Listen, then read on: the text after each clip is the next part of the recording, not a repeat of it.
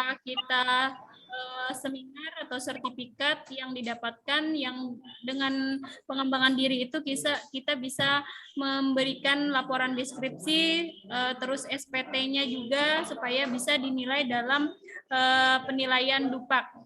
Selain pengembangan diri, publikasi ilmiah juga adalah salah satu kewajiban yang harus dilaksanakan untuk kenaikan pangkat dan karya inovatif. Nah, di sini tadi yang bisa saya ambil kesimpulan yaitu tadi misalnya dari golongan 3A ke golongan 3B itu memerlukan pengembangan diri 3. Terus dari 3B ke 3C itu pengembangan diri 3, publikasi ilmiah 4. Dari 3C ke 3D itu pengembangan diri harus diperlukan 3 dan publikasi ilmiah itu 6. Dari 3D, dari pangkat 3D ke 4A itu pengembangan diri 4, publikasi ilmiah 8.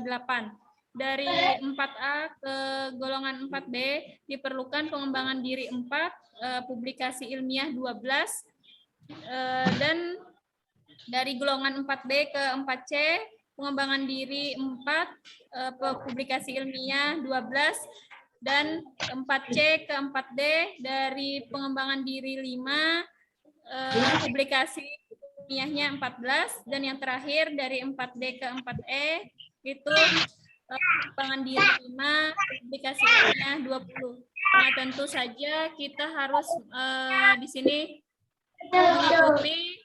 mengikuti publik pengembangan diri itu seperti apa, publikasi ilmiah itu seperti apa. Nanti ada kami share dari panitia apa jenis-jenis dari publikasi ilmiah dan pengembangan diri itu sendiri. Ya, terima kasih untuk Pak Darwanto. Selanjutnya untuk narasumber yang kedua Bapak Junaidi MM. Saya berikan waktu 30 menit untuk menyampaikan materinya. Waktu dan tempat dipersilahkan.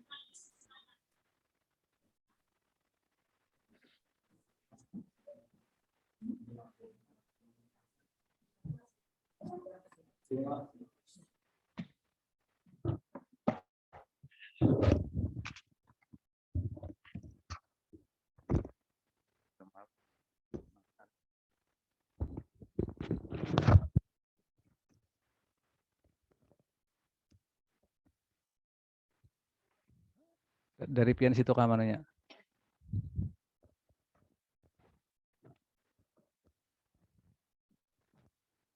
Bisa.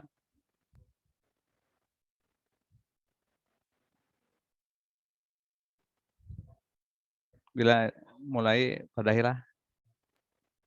Hah? Di mana, Mak? Oh.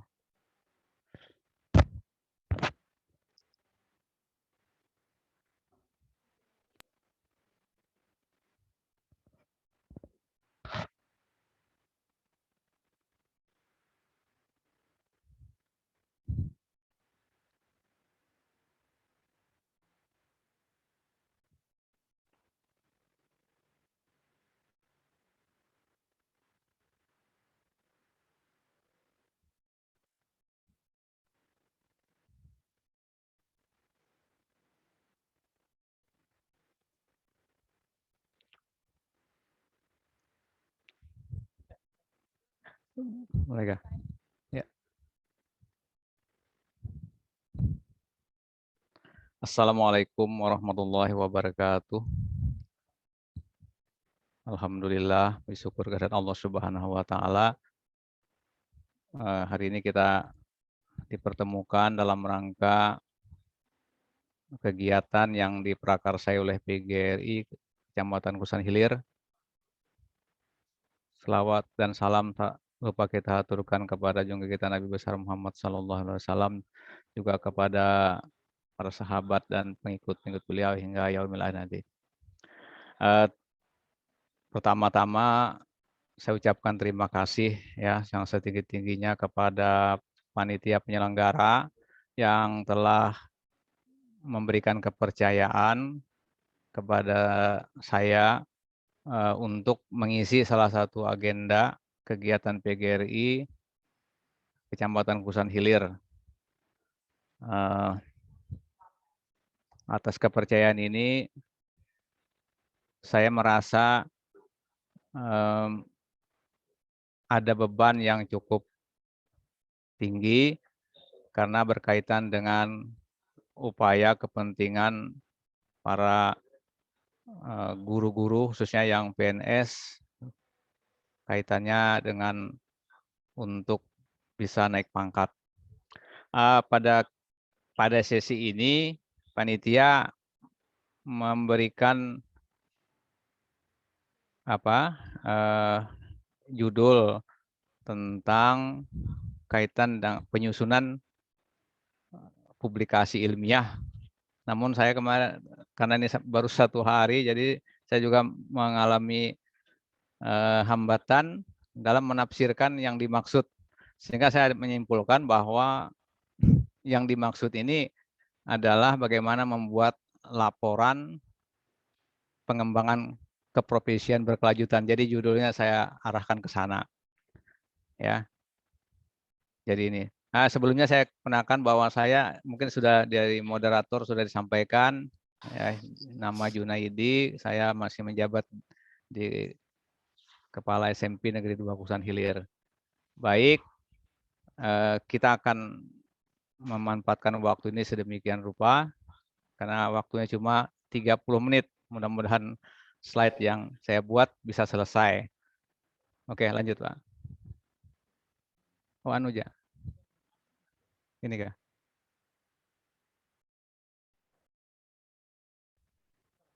Oke. Ini aja kah?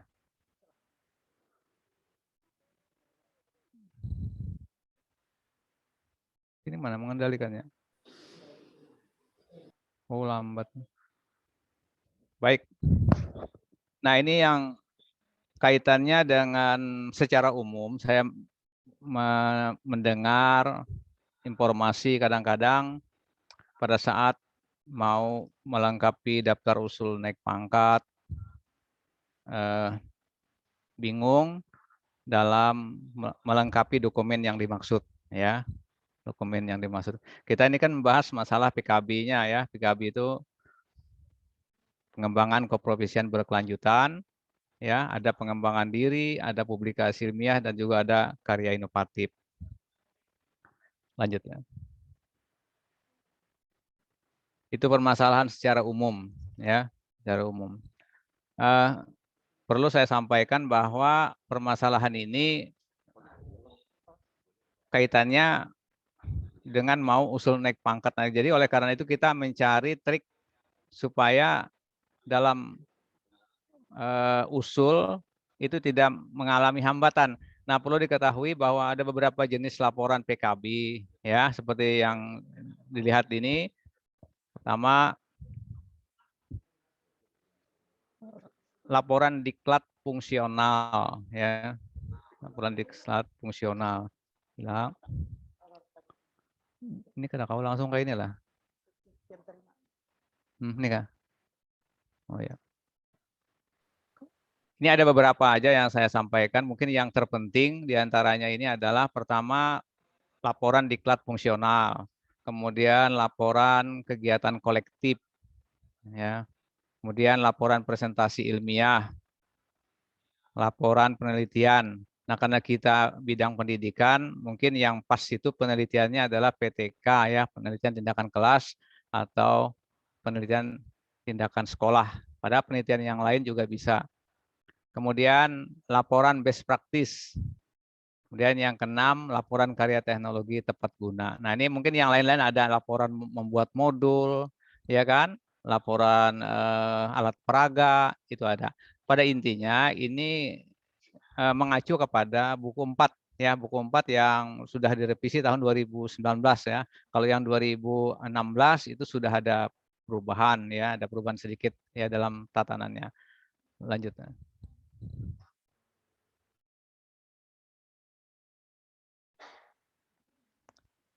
Nah, langkah-langkah kita menyusunnya seperti apa? Ini kan sebenarnya ini tergantung bagaimana kita menyikapi untuk membuat laporan itu menjadi mudah, itu kan, mudah.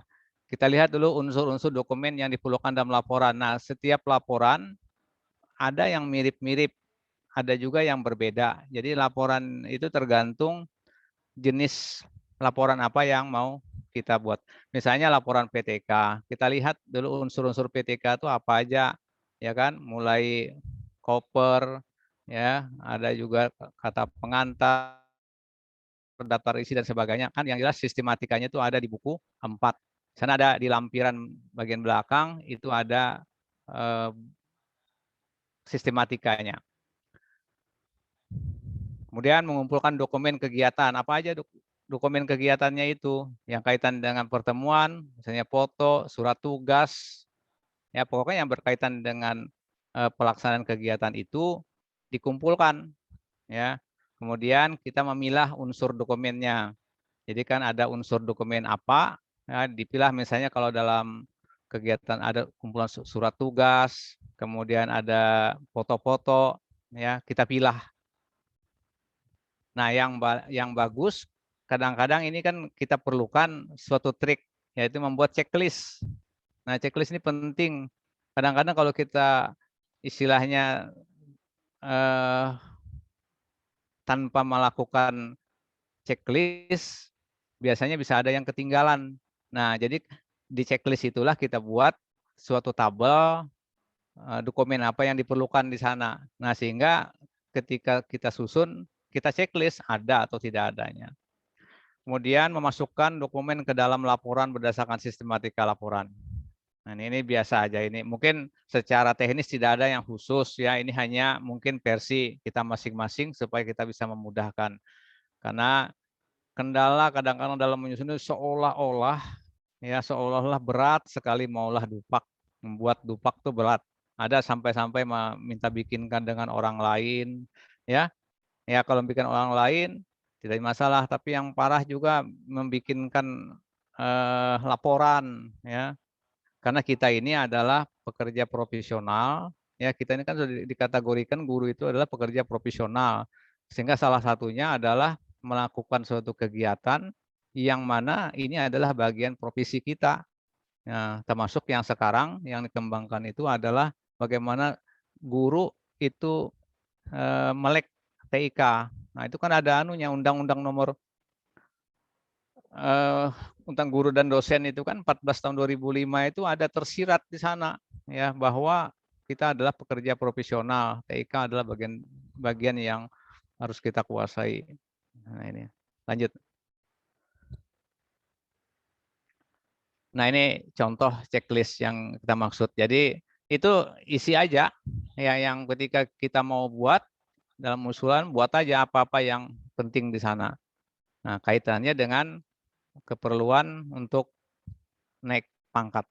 Ya, ini kaitannya dengan dokumen pembuatan laporan pengembangan diri misalnya. Ya, itu dan seterusnya itu buat aja. Ini kita membuat secara teknis. Nah, lanjut. Mudah-mudahan ini bisa. Oke. Contoh ini kerangka laporan diklat fungsional ya. Fungsional itu diklat yang kaitannya dengan kepentingan guru ya. Kepentingan guru.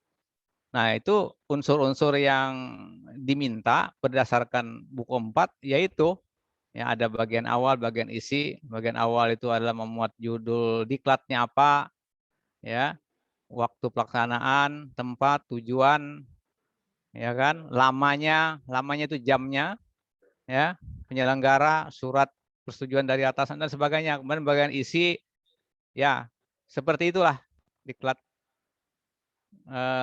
laporan diklat fungsional. Kemudian ada 3 bagian, ada bagian awal, bagian isi, dan bagian akhir. Bagian akhir itu kesimpulan dan pendukung lainnya. Ya, di bagian terakhir itu dibuat matrik ya, matrik yang sebenarnya ada ringkasan dari yang awal tadi juga, yaitu nama kegiatan, tempat, kompetensinya apa, nama kegiatannya apa, ya kan, dan seterusnya. Ada di buku 4. Saya hanya membuat ini aja. memperjelas. Kemudian yang kedua, kegiatan kolektifnya. Kegiatan kolektif ini adalah kegiatan yang perkumpulan, ya, yang kegiatan perkumpulan. Seperti kalau di SD itu KKG ya namanya. Kalau di SMP itu MKK apa? MGMP, ya kan? Atau MKKS, ya, K3S. Itu kolektif namanya. Nah, ini kan itu sistematikanya ya seperti itu. Yang penting ada juga dalam isian itu yang tidak mesti harus ada, ya, seperti daftar kalau ada, ya kan, daftar tabel misalnya, jangan diadakan kalau memang tidak ada, tapi itu boleh tidak ada. Tetapi alangkah bagusnya kalau memang itu dilengkapi karena itu mendukung. Jadi kita mengacu untuk membuat laporan tuh acu aja dengan petunjuk yang ada di buku 4. Juga begini. Memang ada beda-beda sedikitnya, ini kolektif. Bagian isi bisa dibaca sendiri, ya. Kemudian yang bagian terakhir seperti pada kegiatan diklat, ya. Terus bentuk laporan ini sebenarnya di buku 4 tuh banyak lah, ada sampai 17, 18 itu. Nah, ini kerangka makalah presentasi ilmiah. Ini barangkali kelihatannya kan kerangka ilmiah, namanya presentasi ilmiah, tapi kalau nilai untuk kreditnya sebenarnya kecil aja. Untuk penyaji misalnya kayak saya ini kan atau apa. Nah, nilainya kecil cuma 0,2. Nah, itu ada. Nah, beda kan dikit kalau makalah bentuknya pun sangat sederhana saja karena nilai kreditnya pun kecil. Jarang ini dipakai ya kalau mungkin peserta atau apa jadi penyaji dan sebagainya kan pemakalah jarang ya. Cuma alangkah bagusnya disajikan. Terus dan ini kan kegiatannya bisa dilaksanakan tidak terprogram khusus ketika datang. Nah, dia ada acara tertentu disuruh mengisi untuk menyampaikan presentasi, maka terjadilah proses itu. Lanjut. Kita loncat-loncat aja lah supaya cepat. Kerangka isi publikasi hasil penelitian, nah bidang pendidikan. Nah ini makanya di dalam buku sana kan disebut penelitian bidang pendidikan, tidak menyebutkan secara khusus PTK, ya kan? Jadi penelitiannya boleh saja sebenarnya secara umum, tetapi itu yang ujungnya itu ada pendidikan formal. Itu yang garisnya. Jadi kalau bukan satu-satunya penelitian itu adalah PTK, tetapi yang yang berkaitan dengan kepentingan guru, maka jenis penelitian tindakan namanya itu jenis penelitian tindakan. Jadi penelitian itu kan banyak. Jadi ya, dalam hal ini lebih fokus pada PTK, tetapi tidak salah kalau ada yang melaksanakan pendidikan yang penelitian yang bukan PTK.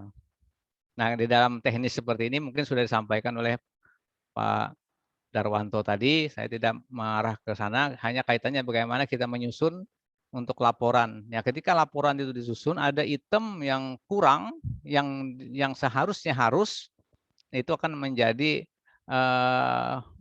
bagian penilai untuk melakukan nilai, ya kan? Jadi dalam penilaian itu memang ada yang nilainya saklek, yang saklek itu hati-hati kalau yang sudah berbunyi identitas. Ketika di sana ada identitas yang judulnya itu adalah di sekolah SMP Negeri 2 Kusan Hilir, tetapi ditemukan SMP Negeri, ya kalau SMP Negeri di 1 Kusan Hilir masih sama-sama Kusan Hilir mungkin salah. Tapi kalau misalnya SMP Negeri Batola misalnya, nah itu saklek lah. Jadi kita kan, makanya dalam penilaian itu ada yang salah, ada yang bisa dipermaklumkan. Yang dipermaklumkan itu misalnya seminarnya belum dilaksanakan. Ya, oke lanjut. Itu bagian awal. Kita lihat ini ya bedanya kalau dalam penelitian cukup panjang lah, ada 5 bab gitu ya. Nah, bagian isi ada bab pendahuluan, menjelaskan tentang latar belakang, rumusan masalah, tujuan, kemanfaatan, kemudian kajian pustaka, ya, kemudian metode, hasil dan diskusinya itu pada fokusnya. Itu pada intinya dalam suatu penilaian. Ya, terus.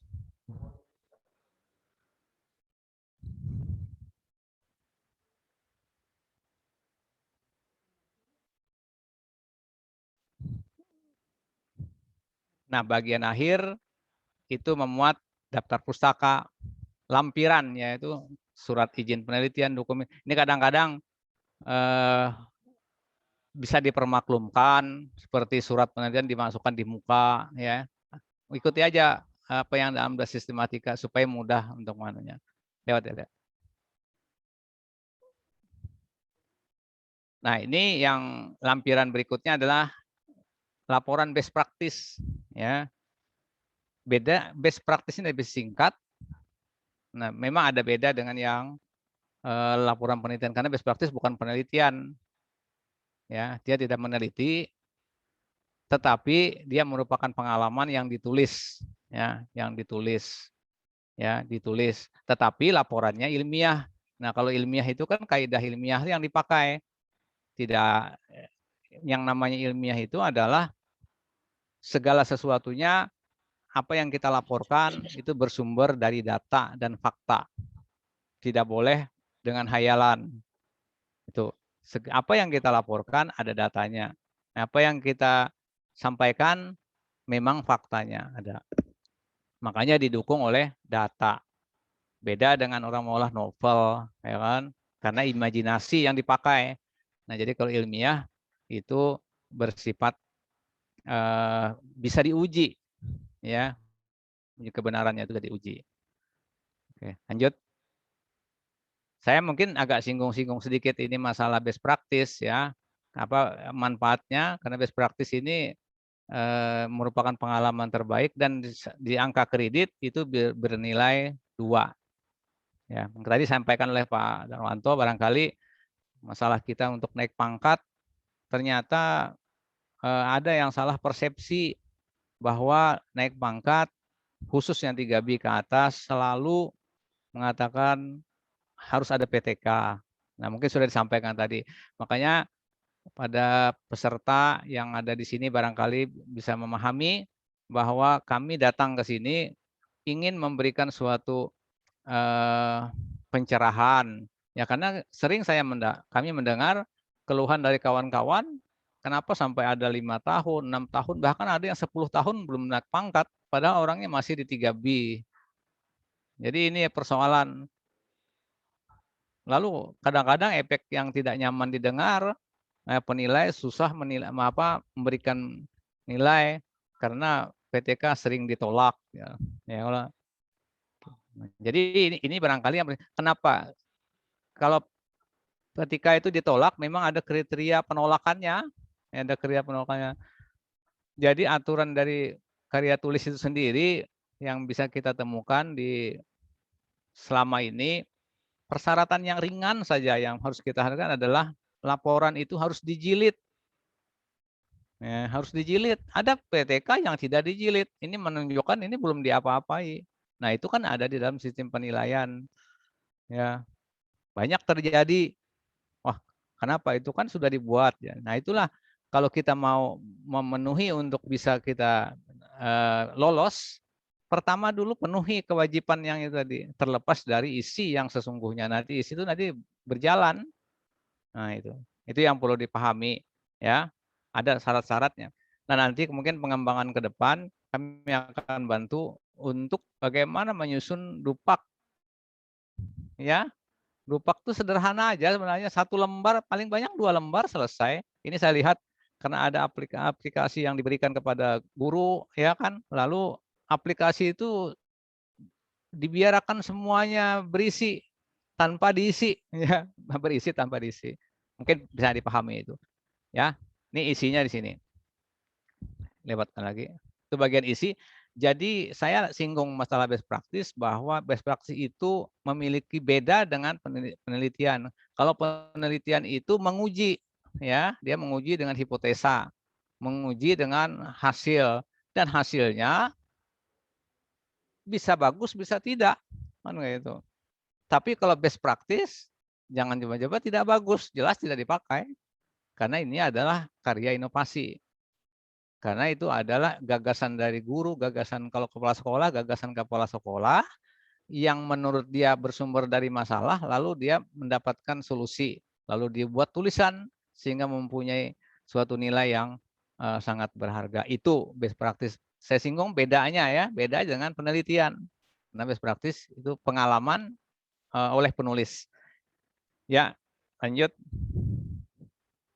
Saya rasa kalau isi-isinya mengacu aja kepada buku 4. Nah, saya akan ada tips sedikit di sini. Karena ini isian yang diminta dari panitia, makanya saya buat-buat apa yang bisa saya buat untuk memotivasi kawan-kawan untuk melakukan pembuatan karya ilmiah. Ya. Pertama, jaga rasa penasaran ketika kita memiliki sesuatu yang menurut kita perlu diangkat, itu jangan di stop. Terus kita penasaran, terus kita cari, ya kita perbuat itu. Kalau saya biasanya tuh dicatat-catat ya, di mana-mana akan catat itu. Kemudian itu catat ide dan pikiran, carilah pengalaman baru. Ya, jadi ketika kita melakukan suatu kegiatan rutin, kita jangan selalu monoton dengan hal-hal yang sudah kita dapatkan sebelumnya, selalu berimprovisasi untuk bisa mengembangkan diri. Makanya namanya ada pengembangan diri kan. Nah, berlatih untuk berpikir penuh, ambil resiko dan jangan takut dengan kesalahan. Nah, kadang-kadang kan kenapa kadang mau olah karya itu kadang tidak mau bikin artikel, artikelnya ada di kepala saya banyak. Ya, cuma menulisnya saja tidak mampu. Tulis saja. Jadi itu aja kuncinya. Jangan sampai kita merasa tidak mampu, padahal kita punya kemampuan sebenarnya di situ. Tidak ada orang yang sempurna, ya. Barangkali kami sendiri juga yang di tim ini tidak semuanya memiliki kemampuan yang luar biasa. Tapi ketidakmampuannya pun ada, tapi kemampuannya pun ada. Nah, begitu juga kita sadar bahwa kita adalah makhluk Tuhan yang diberikan dua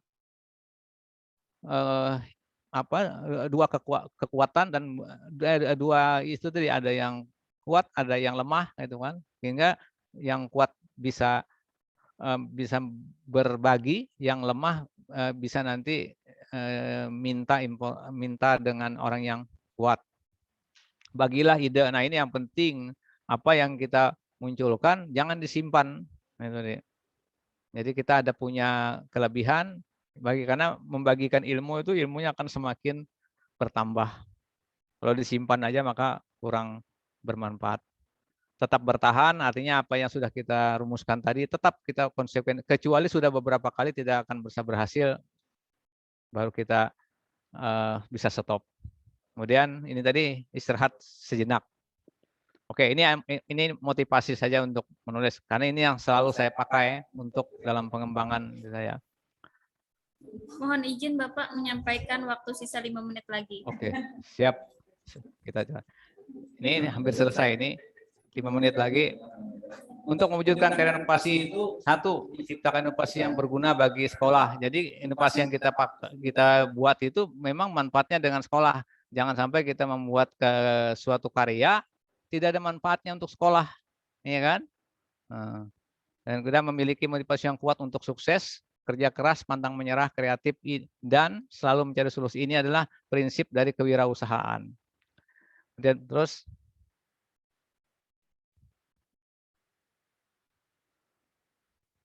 nah ini salah satu contoh apa yang kita perbuat itu kita diseminasikan, kita sampaikan kepada publik. Nah, itu ya ada yang merupakan ide atau inovasi kita sampaikan, bukan kita diamkan, karena dengan minta menyampaikan ini adalah bagian bahwa kita ada memiliki suatu inovasi. Ini salah satu contoh yang pernah saya lakukan. Ya, berikutnya.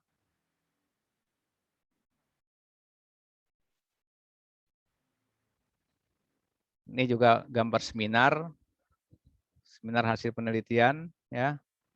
Nah, sekian. Pas kalau kira-kira 5 menit. Hah?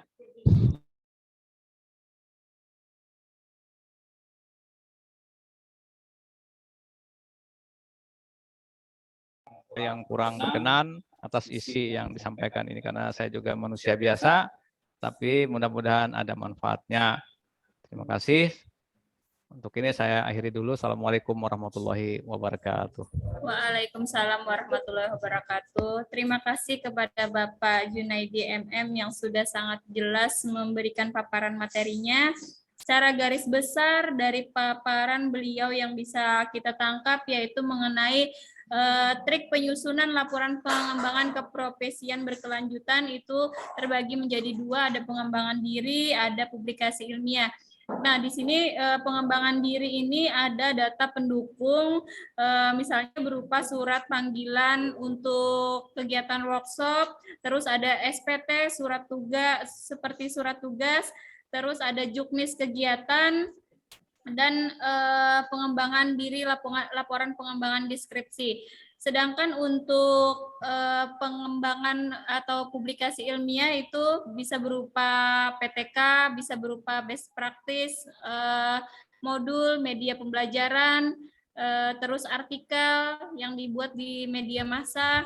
Nah, di situ saya tangkap tadi mengenai best practice itu ada bab 1 yaitu pendahuluan yang diisi oleh ada latar belakang masalah, ada rumusan masalah, ada tujuan penelitian dan manfaat penelitian, sedangkan di bab 2 itu bisa kajian teori, yang ketiga adalah pembahasan, yang keempat penutup berupa kesimpulan dan saran. Nah, itu secara garis besar yang bisa saya simpulkan. Terus kita ada satu lagi pemateri, yaitu narasumber kita yang ketiga, yaitu Bapak Kasriani Anwar SPD. Saya berikan waktu 30 menit untuk menyampaikan materinya. Waktu dan tempat kami sediakan kepada narasumber, kami persilahkan. Bismillahirrahmanirrahim. Assalamualaikum warahmatullahi wabarakatuh. Bisa didengar suara saya? Bisa. Bisa, jelas Pak. Jelas Pak. Bentar ya.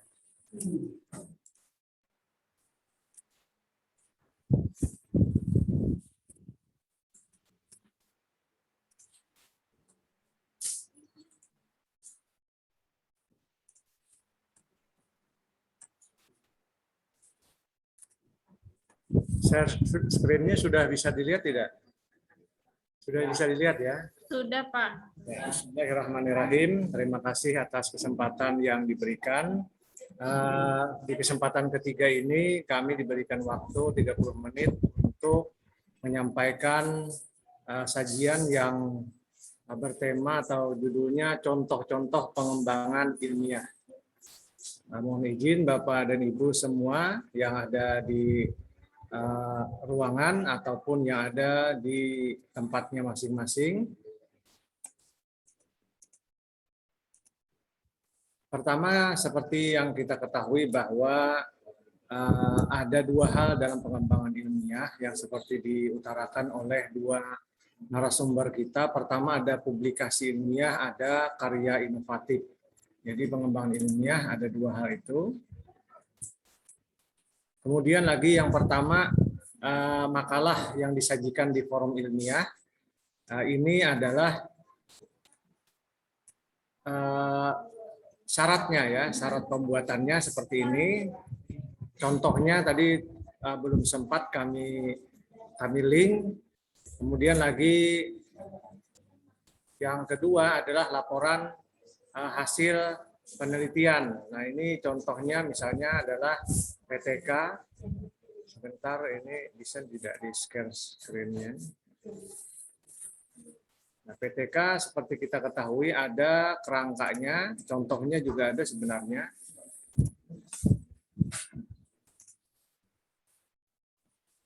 Contoh daripada PTK. Masih terlihat ya? Nah ini contohnya, ini sengaja saya sensor karena ini punya orang. Nah ini contohnya ada latar belakang dan sebagainya. Yang intinya dari PTK itu adalah ada siklus ya. Jadi ada siklus di sini. Ini ada siklusnya. Ini untuk laporan PTK ini yang menggunakan cooperative learning. Nah, ini tinjauan hasilnya. Ini karena waktunya cuma 30 menit, kita hanya menampilkan saja, tidak terlalu membahas lebih dalam. Silakan nanti Bapak dan Ibu. Nah, ini siklus ya, yang penting siklus ada ditampilkan, biasanya 2-3 siklus. Nah, ini kebetulan 2 siklus. Ini ada deskripsinya dan sebagainya. Ini ada simpulan, saran. Baik, selanjutnya lagi.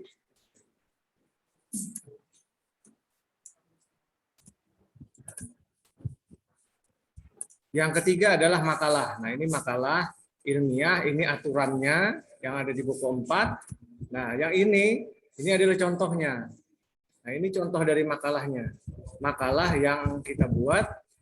Nah, ini contohnya, judulnya pentingnya pengetahuan administrasi pendidikan kepala sekolah dan lingkungan kerja terhadap pelaksanaan konsep manajemen. Ini makalah ya. Ini makalah, nanti bisa dipelajari sendiri-sendiri di rumah. Saya hanya mencontohkan saja. Kemudian lagi yang ketiga adalah laporan best practice. Nah, bagaimana sih? Nah, ini contohnya laporannya. Peningkatan kreativitas menggambar melalui pemanfaatan keunikan objek alam sekitar pada siswa kelas 7 di SMP Negeri 1 Terisi. Nah, ini adalah contohnya, Bapak dan Ibu. Best practice itu adalah pengalaman terbaik.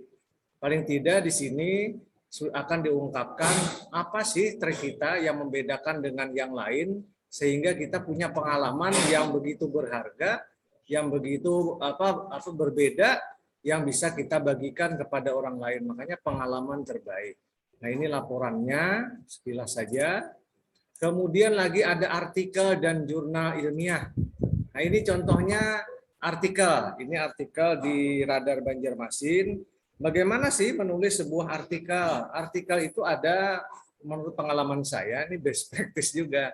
Ini ada trik ya. Jadi ada trik di dalamnya, menulis di opini media massa dengan online dengan yang media cetak itu berbeda.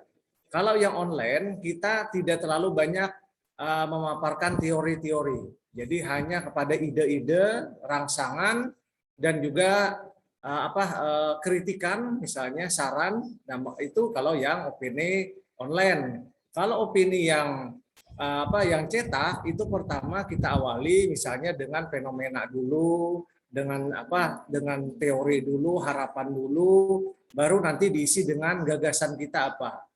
Nah, setelah gagasan nanti ada lagi dengan jawaban terhadap gagasan itu. Misalnya ini, membumikan budaya Banjar di sekolah. Apa masalahnya? Oh, masalahnya misalnya bukunya itu sulit didapat, itu masalah. Solusinya apa? Oh, berarti MGMP membuat tim untuk membuat buku tentang bahan budaya Banjar. Nah, itu contoh saja. Nanti bisa dibaca sendiri. Nah, kemudian lagi, nah ini kalau jurnal. Jurnal beda ya. Jadi kalau jurnal, ini contoh tulisan saya yang di jurnal. Alhamdulillah tadi sudah disampaikan juga bahwa jurnal akan kerjasama dengan Unlam dan OLM dengan Stikip. Nah, ini contoh jurnal saya yang dibuat di jurnal PMPTK, PKN, IPS Malang. Kebetulan ini karena seleksi 1.500 peserta, jadi gratis ya, gratis. Kalau bayar biasanya antara 300 sampai 1 juta rupiah. Nah, ini pesertanya 1.500, dicari cuma 10 orang saja se-Indonesia. Nah, ini contohnya, ini bisa diambil Bapak dan Ibu dari tulisan kita di PTK. PTK bisa jadi apa? Oh, PTK banyak. Saya punya penelitian, judulnya memang ini ya, judulnya adalah permainan tradisional Banjar Batewah. Saya bikin penelitian eksperimen. Setelah itu saya masukkan jadi jurnal. Setelah jadi jurnal, saya masukkan lagi jadi artikel. Setelah jadi artikel, saya buat lagi menjadi best practice. Setelah best practice jadi apa? Jadi alat peraga. Nah, jadi satu ini saja bisa digunakan bermacam-macam untuk satu periode penilaian seperti itu. Nah, ini yang kesulitan dari jurnal itu biasanya adalah mengkompres ya. jurnal saya, buku penelitiannya, laporannya jumlahnya sekitar 45 halaman. Ini dijadikan 11 halaman. Nah, itu yang bikin perlu pemikiran ekstra bagaimana apa yang perlu ditinggal, apa yang perlu dimasukkan. Tapi ada triknya yang akan disampaikan oleh pengelola jurnal itu sendiri atau redakturnya. Jadi tidak masalah ya. Yang penting kita ada kemauan. Nah, ini jurnal. Nah, ini jurnal juga memuat data-data. Jadi jangan terlalu banyak kalimat ya. Jadi kita hanya berbicara data. Kenapa tinggi, kenapa rendah, cuma begitu saja. Kemudian lagi.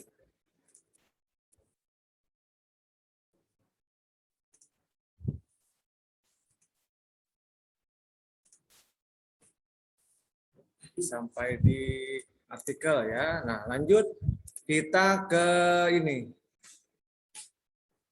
Ke buku pelajaran. Nah, jadi ini aturannya buku pelajaran yang seperti kita gunakan di sekolah. Nah, ini contoh buku teks ya.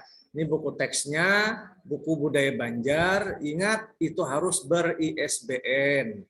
Sulitkah mendapatkan ISBN? Tidak, ya, sangat mudah sekali.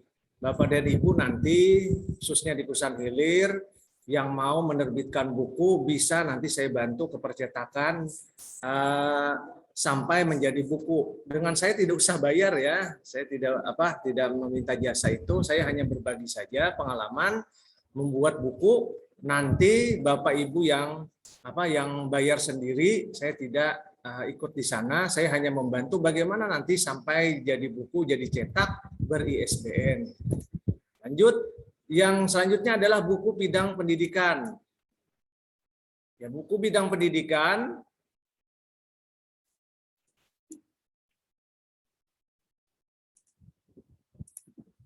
nah ini contohnya. Ini contohnya ada, ini buatan saya ada 2. Yang pertama adalah Seni Budaya Tradisi Banjar di Tanah Bumbu. Ini buku ini bisa digunakan sebenarnya untuk muatan lokal di tingkat SMP. Dan ini pengalaman saya, isinya banyak pada best practice ya. Ada 5 best practice di sana dijadikan buku bidang pendidikan. Ini bisa kita jadikan buku tulisan kita. Saya sampaikan tadi bahwa tidak sulit ya, tidak sulit asal ada kemauan. Nanti saya akan bantu mencetaknya, mau yang cetak itu kan dari harga 250 dan seterusnya. Itu minimalnya 250 biasanya. Sudah dapat 1 ataupun 2 buku dan ini bisa digunakan. Nah, ini contoh. Yang pertama ini kemarin sponsornya adalah Dinas Pendidikan, dicetak 50 eksemplar ya, dibagikan gratis. Yang kedua ini buku Gelora Anak Pesisir, itu sponsornya adalah sekolah SMP 2 Perusahaan Hilir. Ini saya cetak kemarin 10, biayanya Rp1 juta. Nah, ini contoh ya. Kemudian lagi buku karya seni. Nah, ini contoh novel. Ini novel ya. Novel seperti kebanyakan novel itu kan non fiksi. Boleh tidak dinilai? Boleh ya. Guru menulis novel boleh dinilai.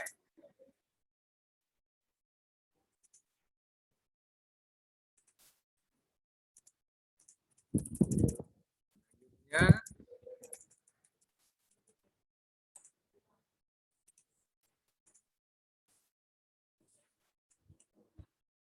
Ini ke buku ya, buku bidang pendidikan.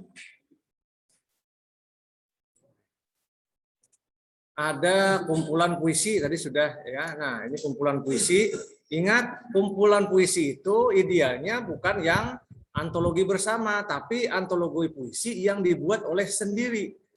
Nah, berapa puisinya? Ada ya aturannya yang sederhana itu 20, yang ini yang kompleks itu adalah 40. Jadi kumpulkan saja temanya.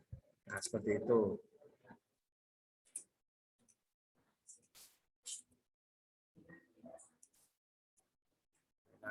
Lanjut lagi kita di contoh yang lain.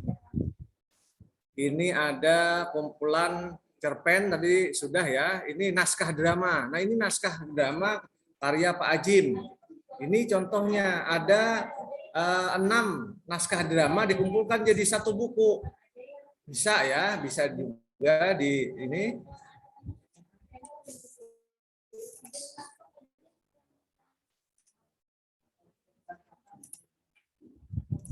Selanjutnya ada lagi buku kumpulan pantun. Nah ini ada kumpulan pantun, ini kumpulan pantun 4.000 pantun. Bahasa Banjar, kalau ini buku pantun bahasa Indonesia. Nah, buku ketiga saya adalah kumpulan pantun, judulnya Rama-Rama Batali Banang. Nah ini contohnya, jadi kita kalau bikin pantun bukan 40 lirik ini yang dihitung ya, tapi 40 temanya. Kalau 40 tema itu nilainya kompleks, kalau 20 itu nilainya sederhana. Ini contohnya. Ini ada 40 tema yang saya buat di dalam satu buku.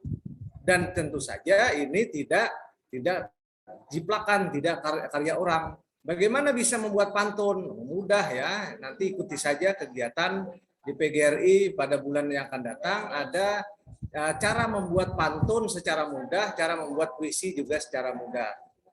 Nah ini buku bidang pendidikan ya. Selanjutnya lagi gurindam syair. Nah ini syair. Syair ini juga bisa dibukukan. Ini syair madihin. Ini contohnya syair madihin. Yang buatan saya ini syair umum. Ya, bagaimana membedakan syair dengan pantun? Ya jelas ya, di sini dia rimanya sama. Ya, ini rimanya sama juga nih. Apakah beda cara membacanya, mengejanya dengan pantun madihin dengan pantun biasa? Beda ya, beda. Makanya liriknya ini panjang pendeknya tergantung kepada napas daripada penyairnya. Nah ini contoh syair madihin dan syair biasa seperti itu. Kemudian lagi contoh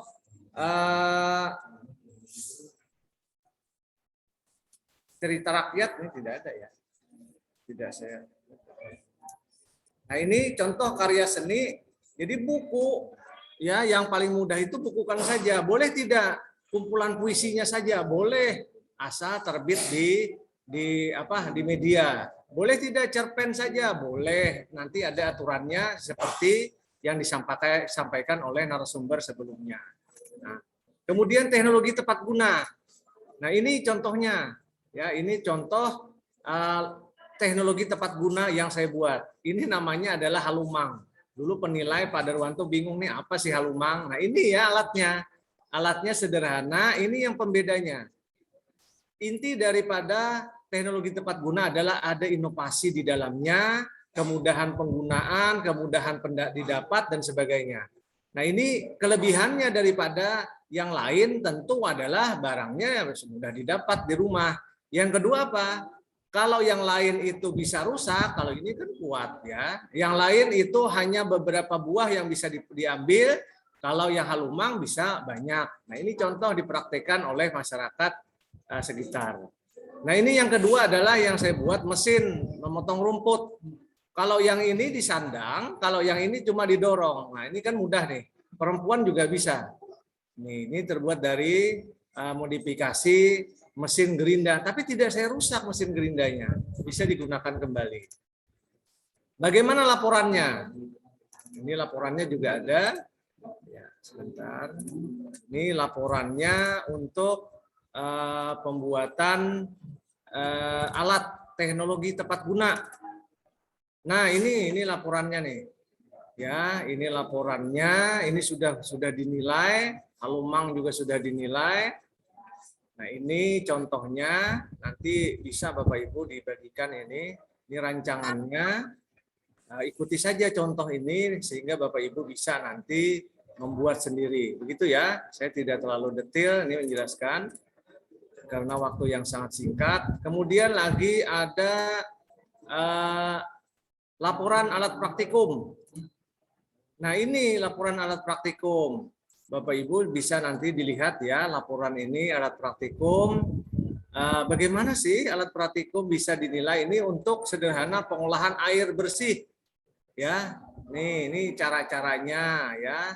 Bagusnya nanti alatnya juga ditampilkan, cara membuat alatnya bagaimana. Nah ini kan kelemahannya tidak ada fotonya itu saja.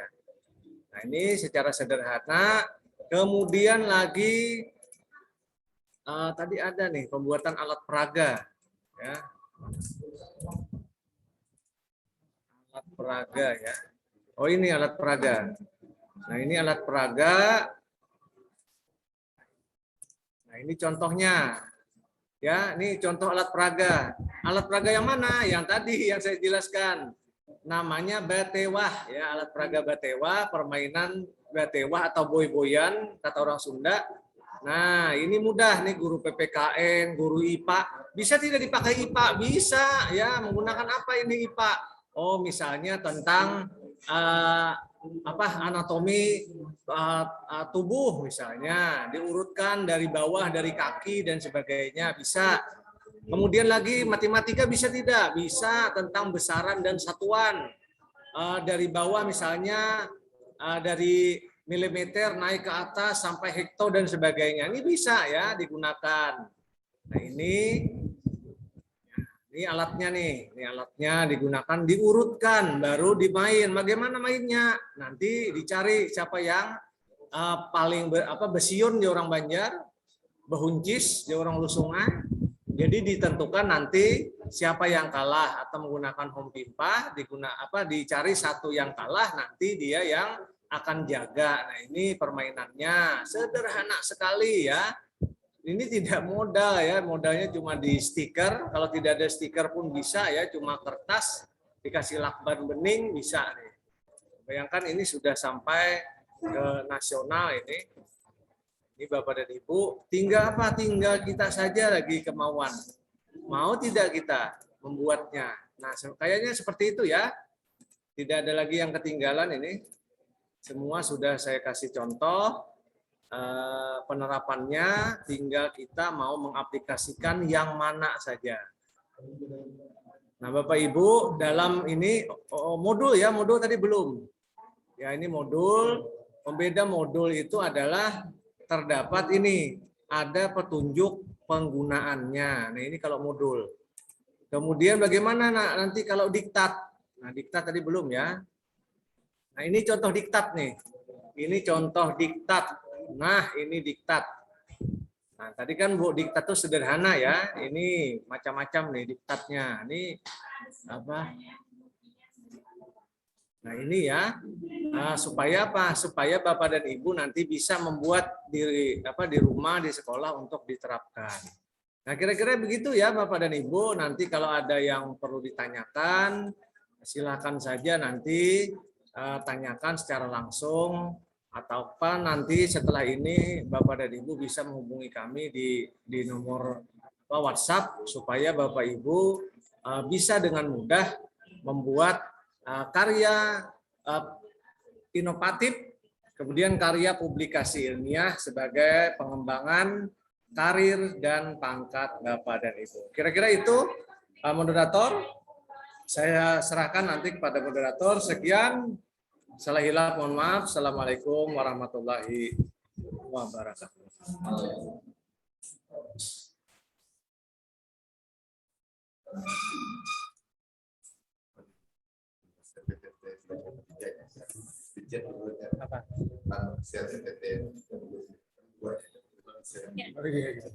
Terima kasih kepada Bapak Kasriani Anwar, SPD, yang sudah sangat jelas memberikan paparan materinya.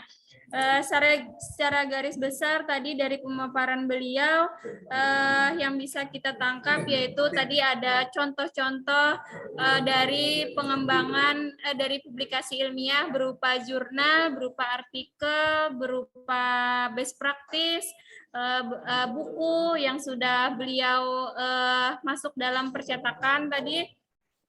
Jadi yang bisa saya simpulkan secara garis besar dari ketiga narasumber tersebut yaitu berdasarkan Permendiknas nomor 35 tahun 2010 yang merupakan petunjuk teknis pelaksanaan jabatan fungsional guru dan angka kreditnya agar keikutsertaan dalam diklat, workshop, atau yang lainnya diakui sebagai angka kredit.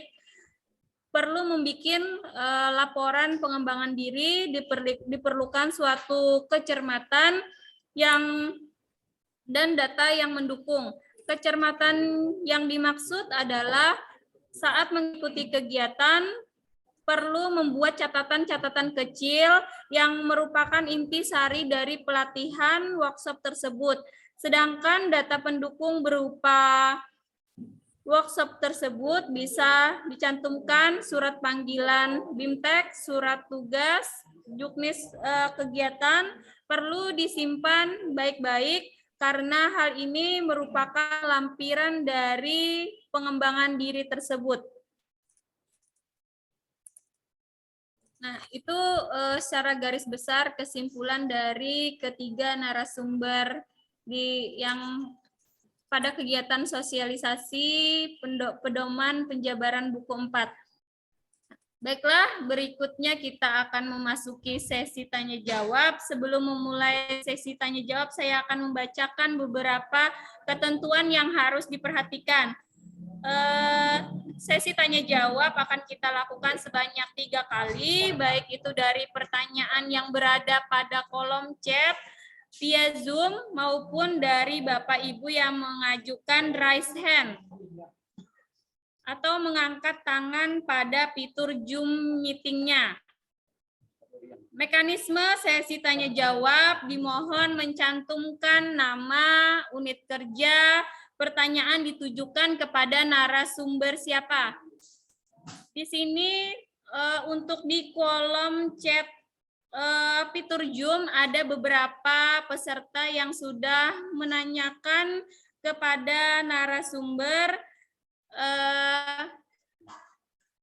Karena belum ada saya lihat yang mengajukan raise hand-nya, maka saya undang kepada Bapak Ibu peserta yang ada di kolom chat untuk mengaktifkan kameranya, on kamera untuk masuk dalam kegiatan Zoom ini. Di sini yang sudah ada masuk dalam kolom chat yaitu Ibu Anissa Rahmani dari SMPN 7 Pusan Hilir. Saya undang untuk on kamera pada Zoom meeting siang hari ini. Silakan Ibu Anissa Rahmani meng-on-kan kameranya.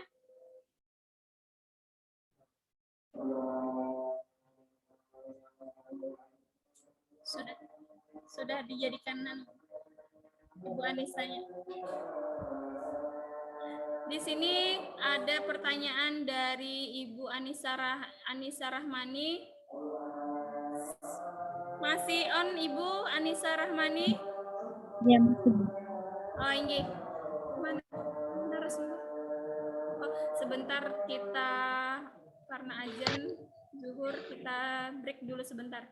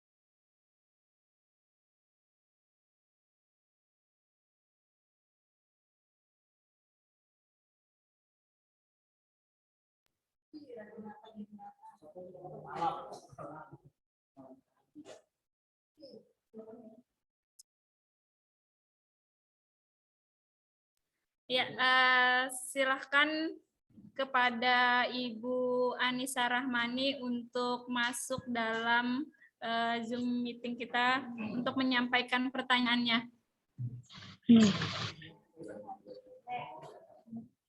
Assalamualaikum warahmatullahi wabarakatuh. Waalaikumsalam warahmatullahi wabarakatuh. Sedikit yang masih mengganjal untuk penjelasan tadi dari penjelasan Bapak Junaidi tentang pengembangan diri. Nah, itu kan kalau untuk golongan 3C ke D, ini kan 3 pengembangan diri ya yang harus dipenuhi.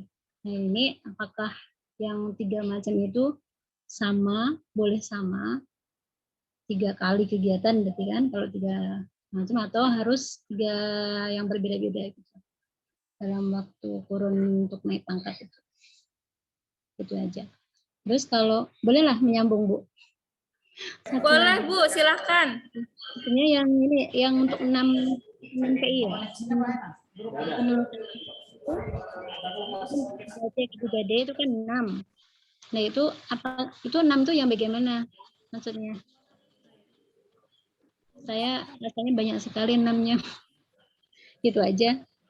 Mungkin mohon penjelasan dari Bapak Rian ya, Pak Asrian sekalian. Demikian pertanyaan saya. Dalam tas ulun. Ya, terima kasih Bu Anissa Rahmani atas pertanyaannya. Ini masih dibuka kembali apabila ada peserta yang mau mengajukan raise hand dalam kegiatan Zoom kita, dipersilahkan menggunakan mic-nya. Terus di sini juga apakah mau langsung dijawab oleh narasumber atau kita tampung dulu? Yang kedua ya, saya kembali mengundang Ibu Halpia Hairina dari Mantanah Bumbu, dipersilahkan untuk meng-on-kan mic dan kameranya untuk bertanya kepada ketiga narasumber ini. Assalamualaikum warahmatullahi wabarakatuh. Ya. Waalaikumsalam warahmatullahi wabarakatuh. Sebelumnya pertanyaan saya ajukan kepada Pak Darwanto. Karena posisi saya Pak masih di 3A, masih CPNS. Jadi kan tadi penjelasannya tuh lebih disarankan saat saya sudah di 3B menuju 3C untuk menulis karya ilmiah. Tetapi karena saat saya sekarang masih di 3A, cuman masih punya koneksi dengan kampus, ULM, jadi dari prodi itu meminta saya untuk menjadi editor pada jurnal internasional mereka. Kira-kira untuk tugas sebagai editor internasional itu, apakah termasuk di dalam penilaian pengembangan diri juga? Terus jika iya, apakah itu dimasukkan dalam pengembangan diri bagian jurnal atau apa seperti itu? Kira-kira ditaruh di mana untuk di SKP-nya? Terima kasih. Assalamualaikum warahmatullahi wabarakatuh. Terima kasih Ibu Halpia Hairina atas pertanyaannya. Tadi ada sudah 2 penanya yang masuk. Yang pertama kepada narasumber Pak Junaidi MM, dan yang kedua pertanyaan ditujukan kepada narasumber Pak Darwanto MPD. Untuk pertanyaan pertama tadi, pengembangan diri ada beberapa macam. Untuk mendapatkan pengembangan diri untuk mendapatkan 3 pengembangan diri ini, apakah boleh sama ketiganya atau harus 3 macam kegiatan yang berbeda, Pak? Untuk mendapatkan nilai 3 dari pengembangan diri itu apakah boleh 1 kegiatan saja atau harus 3 macam kegiatannya, Pak? Itu yang saya tangkap dari pertanyaan dari Ibu Anissa Rahmani. Terus yang kedua tadi pertanyaan dari Ibu Halpia Hairina dari Mantanah Bumbu. Mau bertanya kepada narasumber dari Pak Darwanto.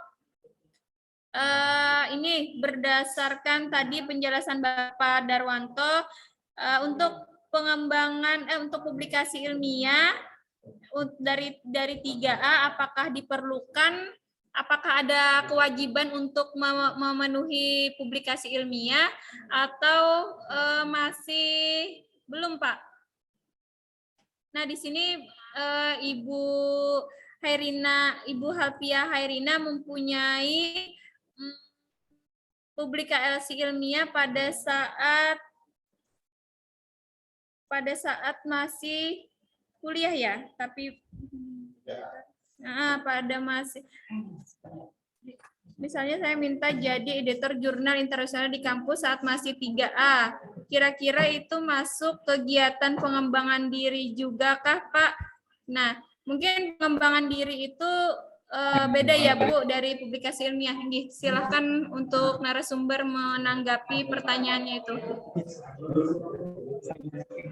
Enggak. Ya. Yang pertama mungkin menanggapi dari pertanyaan Bu Anissa Rahmani dulu, Pak. Iya. Saya langsung lah. Ya. Assalamualaikum Bu Anissa. Halo. Waalaikumsalam. Bu Anissa. Iya, waalaikumsalam, Bapak. Halo. Iya. Bu Anissa. Iya, Pak. Oh ya. Nah, ini tetangga nih.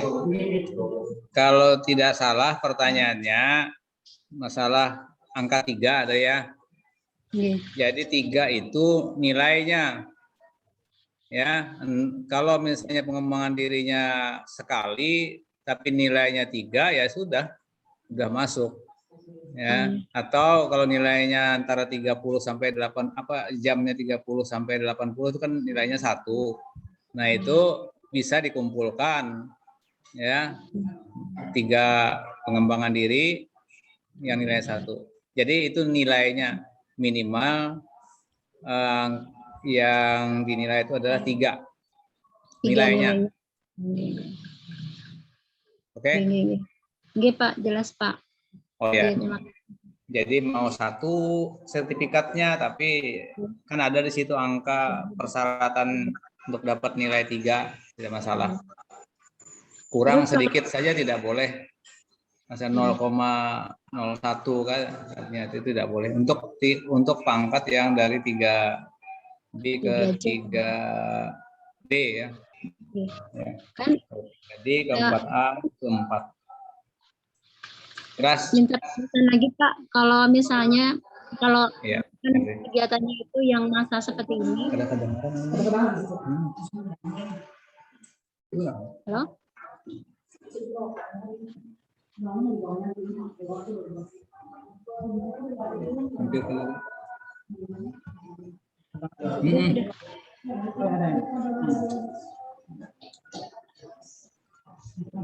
Halo? Oke. Nah ya, ini jelas. Oke. Ada lagi? Pertanyaan sedikit lagi, Pak. Kalau biasanya itu seperti online kayak gini kan sering ada acara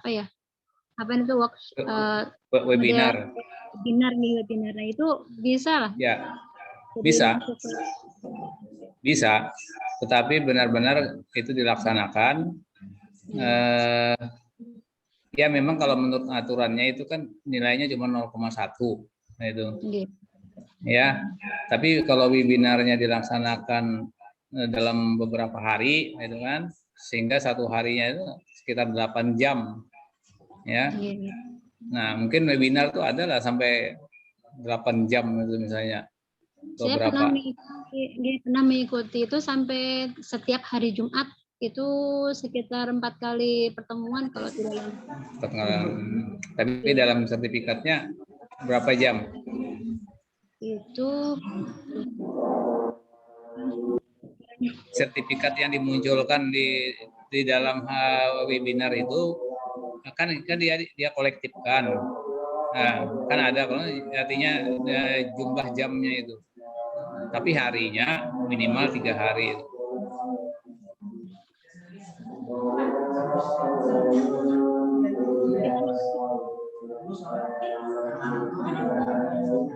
Halo. Oke. Nanti saya lihat. Soalnya kalau kegiatannya sudah pernah. Iya. Sertifikatnya ada lah. Kayaknya ada sih. Nah, lihatnya di belakang sertifikatnya itu berapa jam. Terima kasih Pak atas penjelasannya. Oh ya. Oke. Cukup, Bu.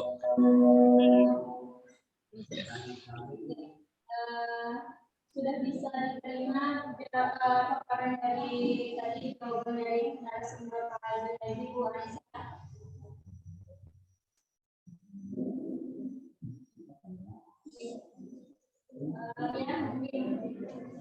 Selanjutnya lagi untuk pertanyaan.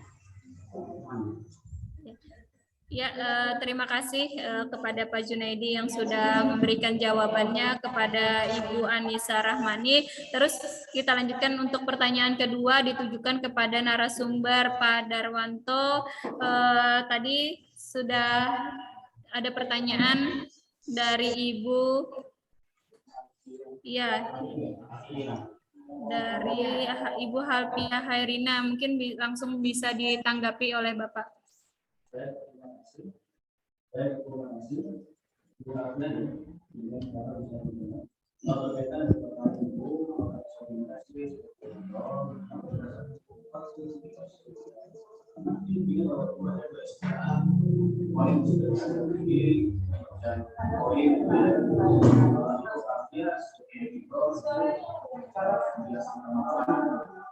Suaranya Pak.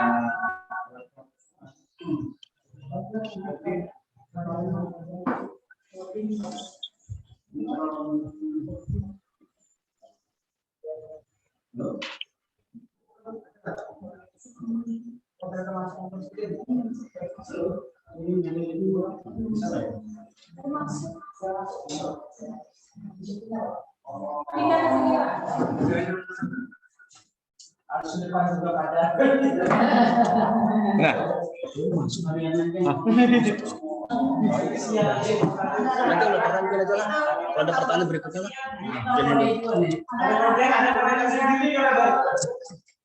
Halo, sudah Bu?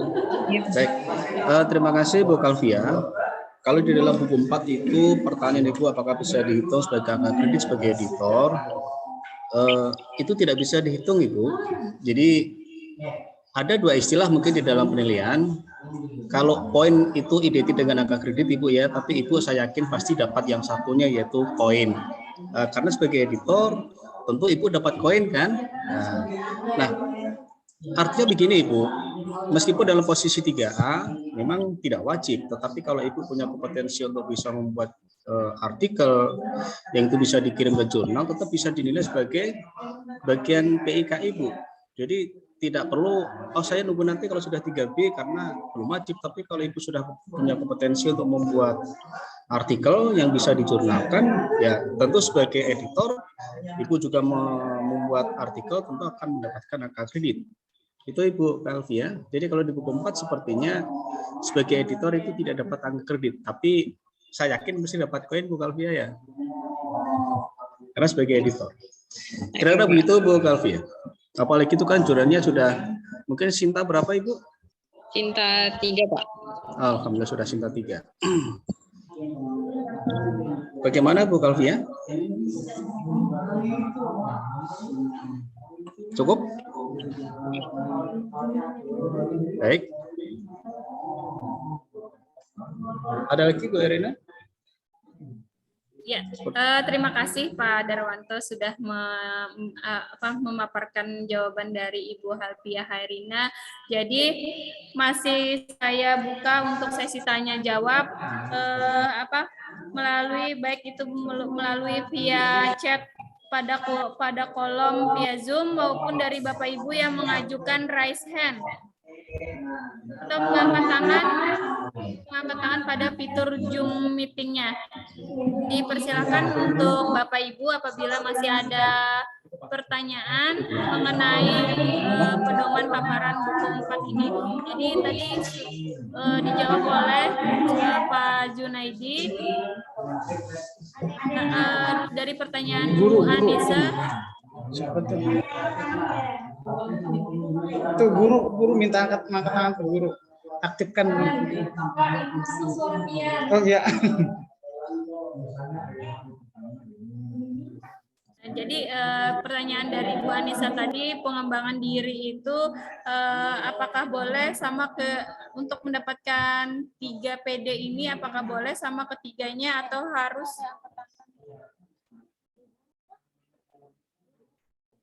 Oh ya. Jadi untuk tadi yang bisa saya simpulkan dari pertanyaan dari Bu Anissa tadi, bagaimana untuk mendapatkan nilai PD 3 itu bisa dilihat dari jumlah jam di belakang sertifikatnya. Apabila satu saja sertifikatnya tapi jamnya memenuhi, misalnya dari 30 sampai 80 jam 1, 81 sampai dengan 100 berapa ya, itu nilainya 2. Jadi ada ketentuan apabila memiliki sertifikat itu ada jam di belakang sertifikatnya. Nah, kalau misalnya kita mendapatkan sertifikat webinar yang secara online itu kalau tidak ada jam di belakang sertifikatnya, maka harus mengikuti 10 kali webinar baru dihitung 1 mendapatkan nilai PD. Jadi satu sertifikat itu nilainya 0,1. Jadi harus mendapatkan 10 sertifikat apabila di belakang sertifikatnya itu tidak ada jamnya. Ya, mungkin yang kedua itu tadi sudah dijelaskan juga oleh Pak Darwanto mengenai jurnal. Ya, memang untuk 3A ke 3B itu tidak memerlukan publikasi ilmiah, Ibu. Jadi tidak memerlukan publikasi ilmiah. Nanti setelah Pian akan sudah naik pangkat ke 3B, ke 3C, baru Pian bisa memerlukan publikasi ilmiah sebanyak nilainya 4 untuk publikasi ilmiahnya. Jadi bisa dipakai setelah Pian sudah pangkat 3B. Nah, jadi untuk 3A itu tidak ada kewajiban untuk publikasi ilmiah. Nah, setelah 3B baru Pian ada kewajiban untuk memenuhi publikasi ilmiah sebanyak 4. Nah, di sini sudah ada yang mengajukan raise hand. Silahkan yang di Zoom meeting-nya ini dengan nama guru. Silahkan. Ya, terima kasih. Host, moderator, kedengaran suaranya? Kedengaran, Pak, sangat. Oh, ya. Assalamualaikum warahmatullahi wabarakatuh. Selamat siang. Terima kasih. Yang pertama saya apresiasi dulu untuk PGRI Cabang Kusan Hilir yang telah melaksanakan sosialisasi tentang buku 4 ini. Yang mana buku 4 ini mencakup tentang pengembangan keprofesian berkelanjutan bagi guru ya. Yang memuat tadi beberapa di antaranya di dalamnya ada pengembangan diri, publikasi ilmiah, dan karya inovatif. Nah, mungkin di sini kami beberapa guru, mungkin hampir semua keluhan kawan-kawan di lapangan bahasanya, kadang guru sudah melaksanakan pengembangan diri, seperti mengikuti pelatihan dan sebagainya, publikasi ilmiah juga sudah, serta karya inovatif. Tapi yang menjadi kelemahan kami ini tentang pengadministrasian apa-apa saja kelengkapan yang perlu dibuat oleh guru untuk memasukkan itu nantinya agar bisa mencukupi angka kredit lah bahasanya untuk kenaikan pangkat. Nah, jadi harapan kami mungkin penjelasan tentang itu rumit kayaknya Bu ya. Harapan kami dari guru ada tindak lanjut dari kegiatan ini nantinya baik pada narasumber maupun penyelenggara PGRI Cabang Kusan Hilir untuk melaksanakan tindak lanjut lah dari kegiatan ini, mungkin berupa kita melaksanakan BIMTEK atau sejenisnya mungkin seperti itu jika bisa memungkinkan untuk kelengkapan apa saja yang melengkapi berkas-berkas itu sehingga bisa dimasukkan dalam SKP lah bahasanya. Mungkin itu saja Bu, terima kasih.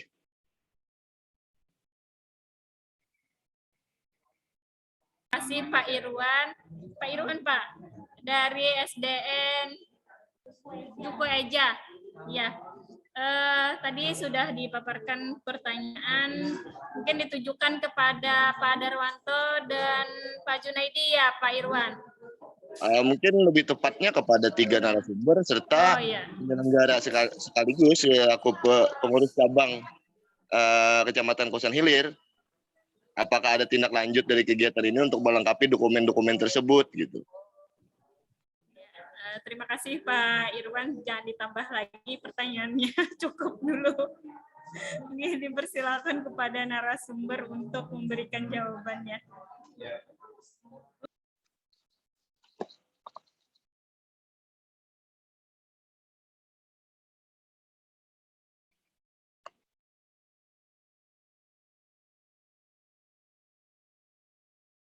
Ya.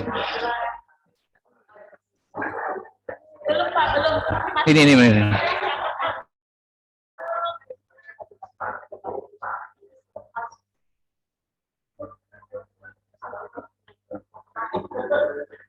Halo, assalamualaikum Pak Irwan. Pak Irwan kah? Mana? Orang ke sini kah? Halo. Ada masuk ya? Ini Pak. Ya. Waalaikumsalam warahmatullahi wabarakatuh. Ya, semangat lah. Oke. Ya, kita bisa nangkap tadi apa Nampian sampaikan kaitannya dengan tindak lanjut. Itu yang jelas itu untuk panitia di PGRI ya. Karena apakah ini nanti akan ditindaklanjuti untuk usulan Pak Irwan? Kami pada prinsipnya dari tim itu apresiasilah dengan kegiatan ini. Jadi memang persoalan yang ada seperti itu memang banyak keluhan dari kawan-kawan guru ya, tentang menyusun ya. Kebetulan materi yang saya buat tadi kan tentang menyusun berkas laporan pengembangan diri atau publikasi ilmiah atau karya inovatif. Nggih. Itu. Tadi disampaikan bahwa bagaimana penyusunannya dan bagaimana nilainya ya, saya menangkap seperti itu. Yang jelas pertama dulu diharapkan Pak Irwan miliki buku 4 lah yang tahun 2019, buku 4 tentang penilaian angka kredit. Ada lagi sih? Belum sejauh ini. Oh, itu nanti kan itu kan disebarkan aja itu. Nah, itu satu. Nah, jadi kita dalam penilaian itu sebenarnya buku 4 itu adalah acuan yang paling sederhana gitu. Artinya paling mengikat dengan buku 4. Di sana semua ada penjelasannya. Nah, kaitannya dengan kelengkapan di dalam PowerPoint saya tadi kan sebenarnya ada tergambar dan itu pun adalah saduran dari buku 4 juga. Jadi saya perhatikan selama ini karena melihat kadang-kadang yang membuat usulan ada yang sebenarnya tidak perlu dibuat, gitu kan, sehingga ibaratnya kita bahasa ini kita tuh membanyaki aja di dalam dokumen itu, padahal tidak begitu dipentingkan. Jadi unsur-unsurnya seperti pengembangan diri, ya, unsur apa yang paling penting di sana? Sertifikat, ya, sertifikatnya harus ada. Nah itu. Kemudian surat tugas, ya. Kemudian deskripsi laporan, ya. Nah, syukur kalau ditambah foto-foto, ya kan, itu. Ya, jadi itu anunya untuk kelengkapan yang standar, itu kan. Tapi kalau yang sangat standar sekali yang tidak boleh ditiadakan adalah sertifikat. Jadi sertifikat itu. Jadi itu kalau menurut buku 4 itu. Jadi gini Pak, ya. Sebenarnya kan untuk pengembangan diri, publikasi ilmiah dan karya inovatif itu kalau melihat gambarannya dari paparan sampean tadi banyak sekali, bahkan di sana sampai guru membuat modifikasi alat pembelajaran, mungkin ada pengembangan lain-lain. Kadang kesulitan guru itu karena itu hal yang tidak bisa dan tidak ada seperti apa melaporkannya, bingung lalu tidak terlaporkan lah itu. Kebanyakan guru kalau pikirnya karena PTK, padahal tadi kan sampean sampaikan atau Padar kalau nggak salah tadi untuk PTK itu untuk 4A aja kan bahasanya yang suatu kewajiban. Iya. Masih di bawah-bawahnya kan jadi sebenarnya tidak perlu PTK, cuman untuk publikasi ilmiah dan karya inovatif lain tidak ada referensi dalam artian contoh seperti apa memasukkannya dan sebagainya, mungkin seperti itu Pak. Iya. Nah, jadi untuk halayak diketahui seperti yang sudah kami sampaikan tadi, bahwa keluhan yang paling menjadi masalah dari Dewan Guru untuk naik pangkat itu yang muncul tidak bisa membuat PTK, bahasanya langsung ke situ, tidak bisa membuat PTK, bukan tidak bisa membuat publikasi ilmiah. Nah, itu bahasanya. Terus kita luruskan di sini ya. Saya kasihan dengan kawan-kawan yang ada 10 tahun yang tidak bisa naik pangkat, ketika ditanya tidak bisa membuat PTK.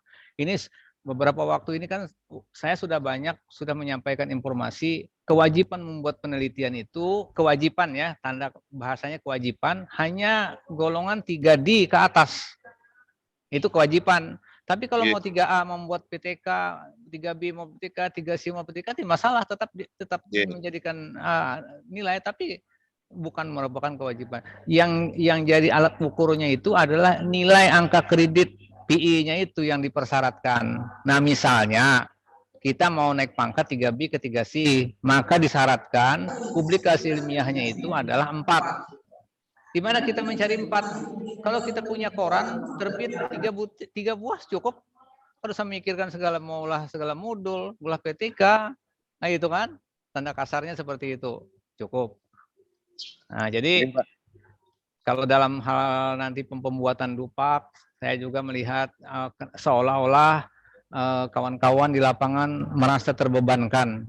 Nah, kenapa? Karena ada hal sebenarnya harus kita sederhanakan untuk membuat itu. Nah, kemudian juga kalau kita nilai kita sudah banyak, yang kecil-kecil itu ya menurut saya tidak usahlah dimasukkan di 0,01 misalnya kan. Ini kan memperbanyak dokumen saja. Nah, itu. Yang penting persyaratan untuk naik pangkat itu ada syarat, ya kan? Nah, seperti PD pengembangan diri itu minimal 3, itu kan persyaratan, ya. Ketika walaupun nilai Bapak Ibu jumlah kreditnya sudah memenuhi jumlah nominal banyaknya, itu tidak akan bisa Pak. Itu nanti di BKD itu jadi permasalahan karena itu tidak dipenuhi. Jadi kan misalnya kalau kita naik ke golongan berapa kan ada syarat, ada 100, ada 150 kan?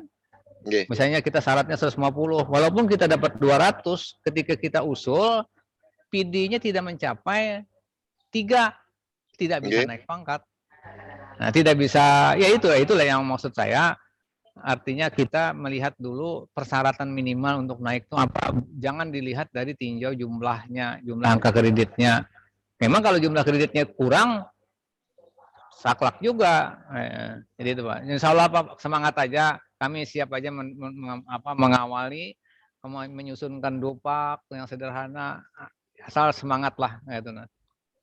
Tidak susah. Yang penting ini, dokumen yang saya sampaikan tadi dikumpulkan Pak. Misalnya pembelajaran, SK pembelajaran. Nah, ketika kita mau naik pangkat dari tahun 2018 misalnya, kita hitung 2018 ya, 2018, 19, 20, 21, 4 tahun lah. Nah, kumpulkan satu-satu SK mengajar, itu kan? Dikumpulkan itu karena mengajar itu dihitung full. Ya. Kalau ada ya mengajar itu dihitung full. Tidak. Nah, tapi kalau pengembangan diri itu minimalnya yang diambil. Mungkin itu, Pak.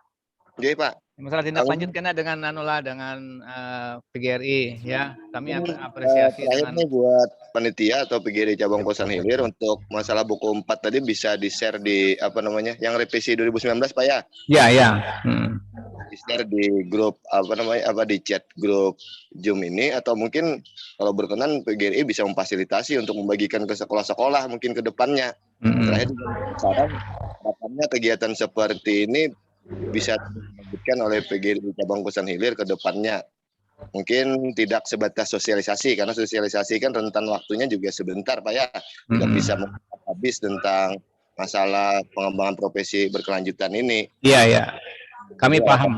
Pada panitia mungkin ke depannya. Iya. Kami paham dengan keluhan yang seperti ini kan. Jadi artinya kami kalau memang ditindaklanjuti sampai ke penyusunan dupaknya, insya Allah asal waktu kami masih ada, kami siap mendampingi itu. Terima kasih, Pak. Ya, sama-sama, Pak Irwan. Ya, terima kasih kepada Terima kasih, moderator. Pak. Iya, sama-sama Bapak. Ya, menanggapi dari Pak Irwan tadi mengenai tindak lanjut kegiatan sosialisasi kita pada hari ini, maka kita setelah kegiatan sosialisasi ini ada tindak lanjut untuk melaksanakan BIMTEK. Jadi PGRI Cabang Kosan Hilir nanti akan memberikan survei berupa Google Form itu mengenai publikasi ilmiah yang akan kita laksanakan BIMTEK-nya yang sesuai dengan kehendak para guru. Misalnya tadi kita akan survei misalnya menunjukkan banyak yang berminat di artikel, maka kita akan melaksanakan BIMTEK artikel. Dan misalnya banyak survei misalnya banyak survei menunjukkan di Google Form ada yang mau BIMTEK best practice, maka kita akan melaksanakan BIMTEK best practice-nya. Jadi survei itu menunjukkan dasar kami sebagai panitia PGRI Cabang Kosan Hilir untuk melanjutkan BIMTEK setelah sosialisasi ini. Nanti tetap ini kami akan melaksanakan tindak lanjutnya. Jadi tunggu saja Bapak Ibu, setelah ini kami akan membagikan survei survei untuk melanjutkan BIMTEK-nya lebih lanjut. Mungkin akan kita laksanakan di awal Oktober atau di pertengahan Oktober untuk tindak lanjutnya. Terus yang kedua yaitu mengenai buku 4, itu sudah ada tadi kami dan ketua dari PGRI Cabang Kosan Hilir sudah memberikan sponsor untuk mencetak dan membagikan kepada sekolah-sekolah di Kosan Hilir untuk memberikan buku 4 itu ke masing-masing sekolah. Jadi tunggu saja Pak Irwan nanti akan sampai di sekolah Bapak Ibu untuk pedoman buku 4 ini. Nah, di sini juga di kolom chat tolong Bapak Ibu bisa mendapatkan sertifikat dengan mengisi daftar hadir. Di kolom chatnya bisa diisi dan langsung terintegrasi ke email Bapak Ibu sekalian untuk mendapatkan sertifikatnya. Nah, itu dari pertanyaan dari Pak Irwan, kiranya kami dari panitia juga sudah menanggapi untuk tindak lanjut setelah kegiatan sosialisasi ini. Jadi tunggu saja, tetap stay tune dengan PGRI Cabang Kosan Hilir ini akan melaksanakan BIMTEK lanjutan dari sosialisasi. Jadi Bapak Ibu sudah memiliki pedoman. Ya, itu jawaban dari panitia. Ya, mewakili panitia. Nah, waktu kita tersisa 10 menit, berhubung beberapa pertanyaan belum dijawab dan ada juga dari peserta yang raise hand, Bapak Haji Muhammad Suwaidi mungkin mau bertanya. Silahkan Pak, on mic-nya. Assalamualaikum warahmatullahi wabarakatuh. Waalaikumsalam Pak warahmatullahi wabarakatuh. Waalaikumsalam warahmatullahi wabarakatuh. Pak Kasriani, luar biasa pada siang ini narasumber kita, ilmu yang disampaikan kepada kita semua. Pak Darwanto, Pak Junaidi dan Pak Kasriani, ini suatu pengetahuan yang tambahan bagi kita, khususnya saya sendiri, bahwa tadi baru sudah dapat informasi dan melalui WA saya berkomunikasi dengan Pak Darwanto bahwa ternyata jika ada yang hasil penelitian yang sudah lewat, kemudian seminarnya yang tertinggal, apakah terdengar Pak? Terdengar Pak. Ya, siap. Karena biasanya kita kan ada tadi syaratnya bahwa harus 3 sekolah yang diseminarkan, 3 sekolah yang ikut, ada peserta-peserta. Nah, ternyata kan bisa diulangi. Nah, ini yang luar biasa kita sampaikan juga dengan guru-guru yang lain, ternyata bisa diulangi.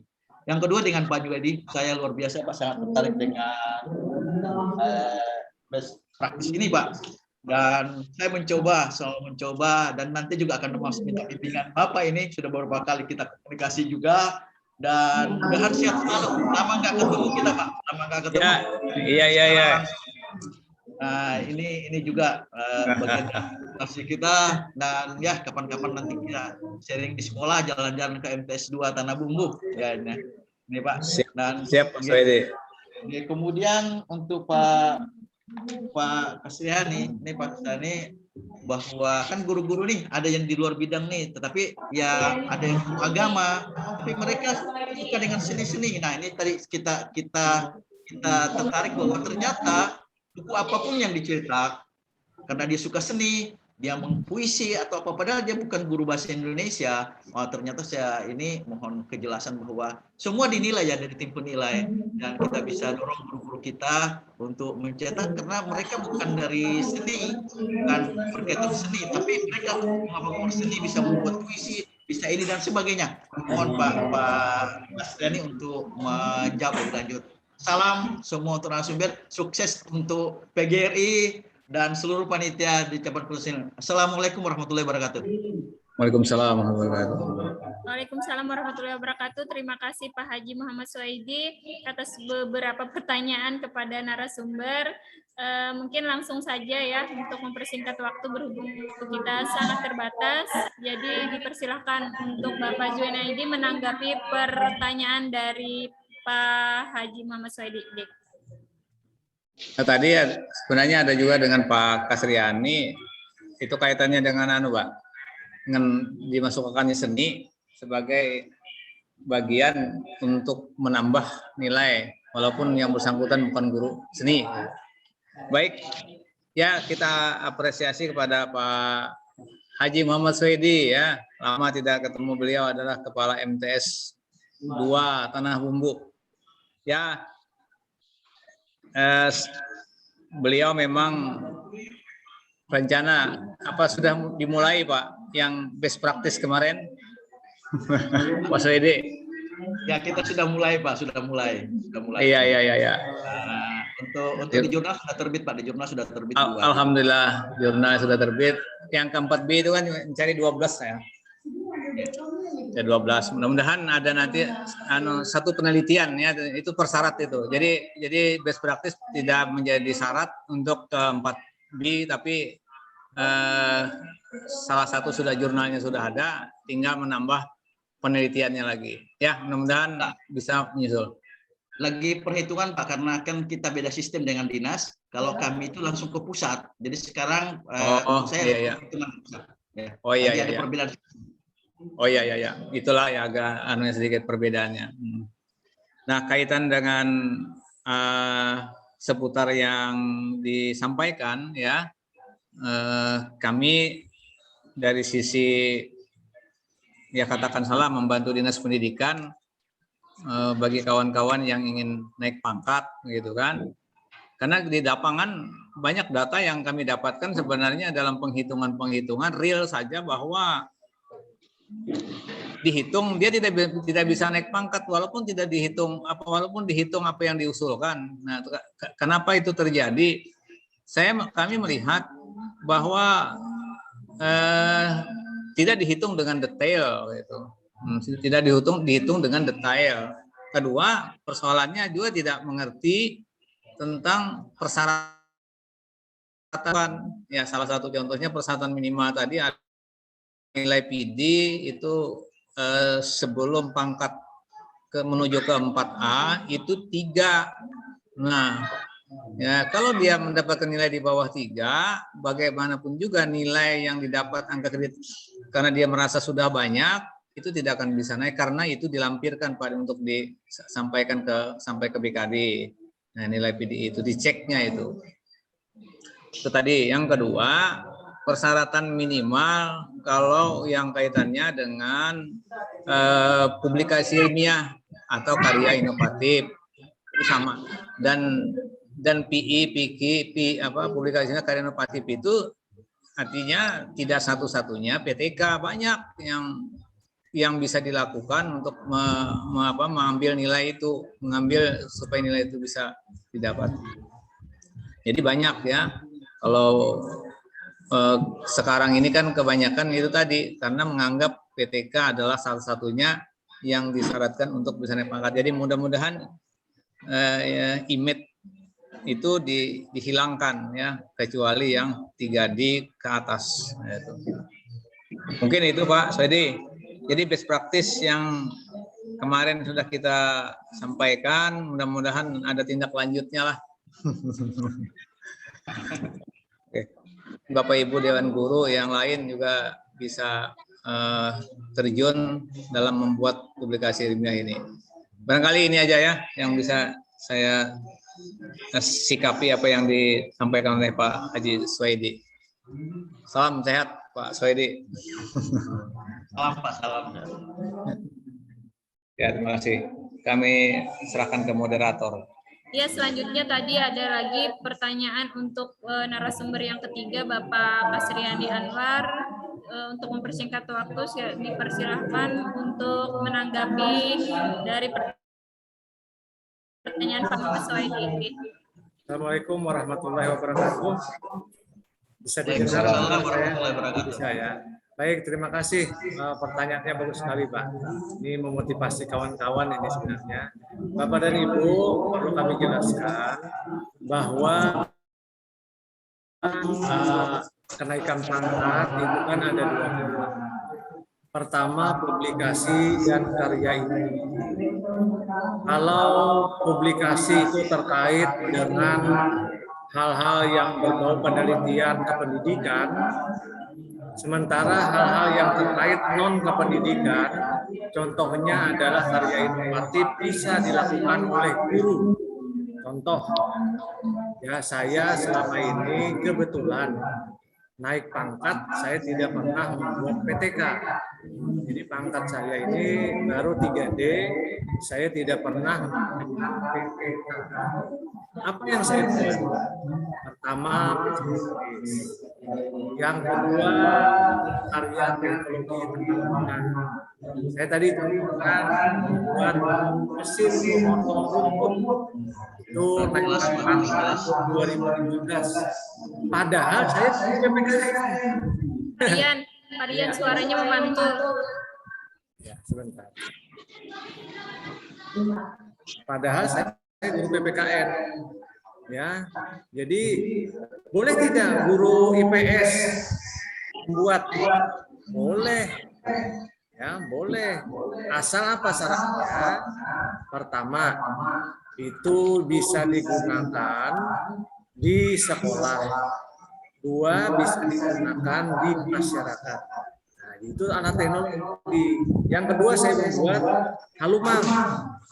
Di sekolah kami tidak ada pohon, jadi tidak ada yang bisa diambil buahnya. Di mana bisa diambil? Di masyarakat. Ya. Jadi guru PPKN, guru IPS, guru bahasa Indonesia, ayo mari sama-sama kita buat karya teknologi tepat guna. Saya akan bantu Bapak dan Ibu kalau punya ide sampai ke laporan. Kemudian lagi membuat cerpen, puisi, novel. Boleh tidak di luar pendidikan? Boleh, ya, tidak jadi masalah. Di Tanah Bumbu ini ada beberapa guru yang sudah mengusulkan penggunaan cerpen untuk naik pangkat. Di Simpang ada, di Pagatan ada, ya di Satui ada. Nah, jadi Bapak Ibu, intinya adalah itu adalah karya inovatif, karya fiksi yang dibutuhkan. Kemudian lagi membuat pantun, boleh membuat puisi, asal itu adalah kumpulan pantun karya pribadi atau karya tunggal, bukan antologi hasil kumpulan kawan-kawan. Misalnya 100 penulis. Suaranya mendengung, Bu. Mendengung Pak suaranya. Misalnya apa ini ya? Suaranya mendengung ya. Apa ini penyebabnya? Padahal sudah saya buktikan. Ini bersih ya? Bagus ya? Ya, jadi bisa kita buat.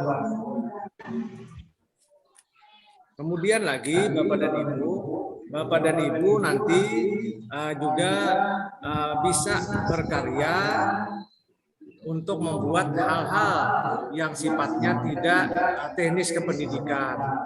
Nah, itu contoh Pak Soedi ya, benar sekali. Misalnya puisi, bikin 20 puisi, itu bisa mendapatkan angka kredit 1. Bikin 40 menjadi angka kreditnya 4. Nah itu jadi saya bukan guru bahasa Indonesia, saya hanya guru PPKN yang menulis pantun.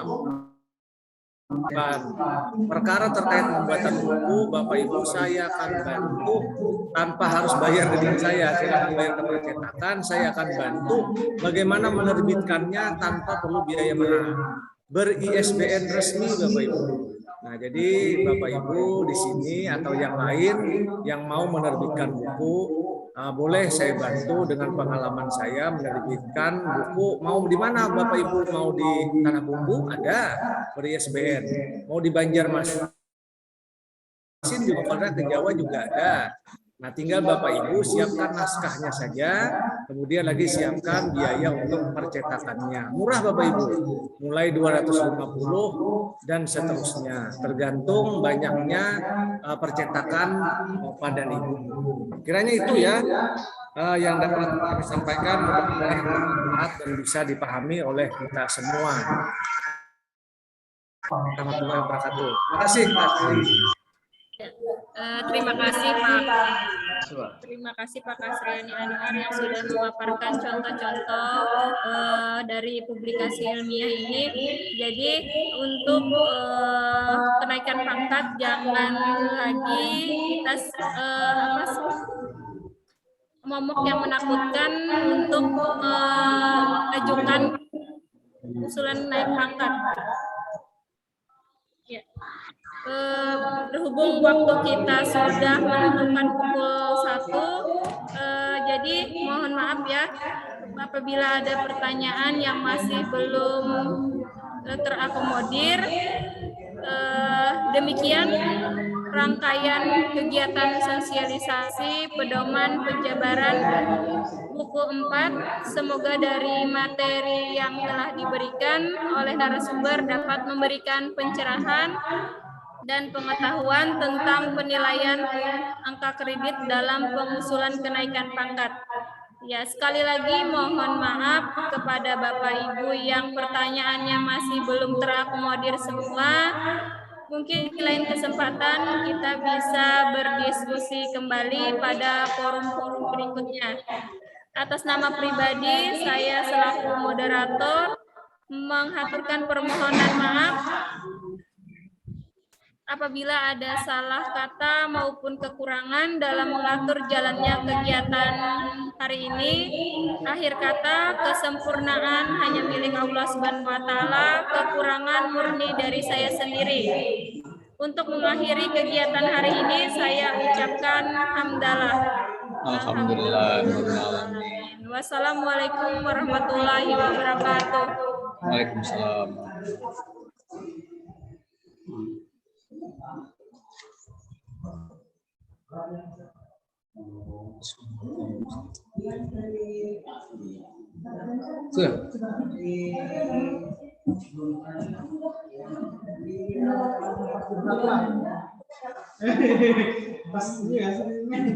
Sudah kan ditutup kan sudah mau. Berarti tinggal isi absen aja lah.